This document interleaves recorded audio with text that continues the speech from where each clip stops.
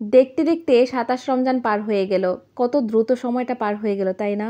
দেখেন তো কি একটা অবস্থা। রোজা আজ আসবে, আসবে করছিল অথচ রোজা কিন্তু শেষ হয়েই যাচ্ছে। আর মাত্র ২ টা কি ৩ টা আছে। আমি আমার প্রতিবেশীদের জন্য সামান্য কিছু আয়োজন করেছিলাম, সেটাই আজকে আপনাদের সাথে খুব স্বল্প সময়ের মধ্যে একটু শেয়ার করব। আসসালামু আলাইকুম, কেমন আছেন সবাই? আশা করি সকলেই ভালো আছেন। আলহামদুলিল্লাহ আমিও ভালো আছি। প্রতিদিনের মতো আরও একটি ব্লগ ভিডিওতে স্বাগতম জানাচ্ছি।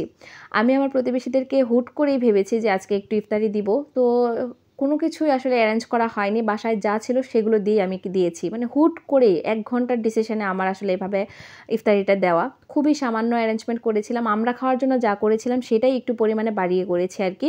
চিকেন বিরিয়ানি ছিল, ডিমের চপ ছিল, আলুর চপ ছিল, তারপর বেগুনি ছিল, ছোলা ছিল, আর খেজুর ছিল, শসা এগুলো। আমি মিষ্টি জাতীয় কিছু দিতে পারিনি। তরমুজ ছিল, কলা ছিল।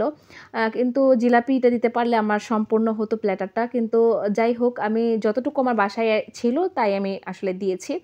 তো সবাই যেহেতু এখন বাড়িতে চলে গিয়েছে, কারণ এখন রমজান শেষের দিকে দূরের যারা আছে যাত্রী তারা কিন্তু অনেক দ্রুতই চলে যায়। মানে দেখা যায় কি রমজান কয়েকটা পার হতেই তারা চলে যায়। তো সেইজন্য কিন্তু খুব কম মানুষকেই দিতে হয়েছে। সেইজন্য খুবই স্বল্প পরিমাণে করা হয়েছে। অ্যারেঞ্জমেন্টটা দেখেই হয়তো বুঝতে পেরেছেন।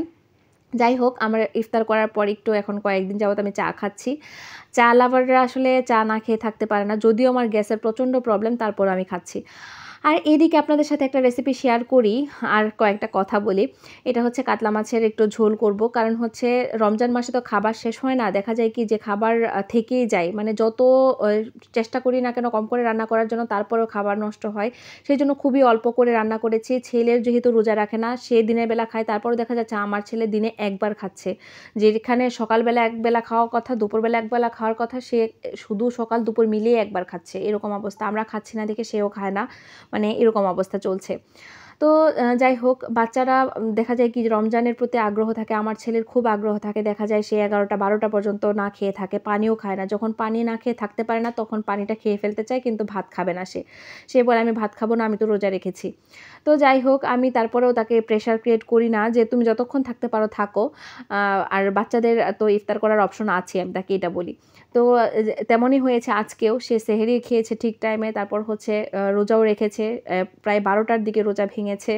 মানে বিস্কিট আর কলা খেয়েছে, সে ভাত খাবে না। সে বলছে যে, "আমি রোজা।"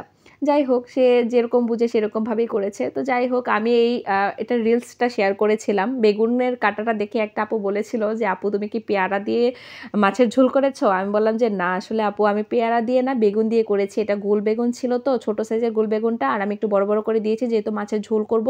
বেগুনটা যেন গলে না যায় সেজন্য এই সাইজ করে কেটেছি। আর এটার মাঝখান দিয়ে আমি কাটিনি। বেগুনের লম্বা যে সাইজটা ছিল ওই সাইজটা আস্তই আছে।" তো যাই হোক, আমার তরকারিটা কতটা লোভনীয় হয়েছে দেখে নিশ্চয়ই বুঝতে পারছেন। আজকের ব্লগটা কেমন লেগেছে অবশ্যই কমেন্ট করে জানাবেন। ভালো থাকবেন। আল্লাহ হাফেজ।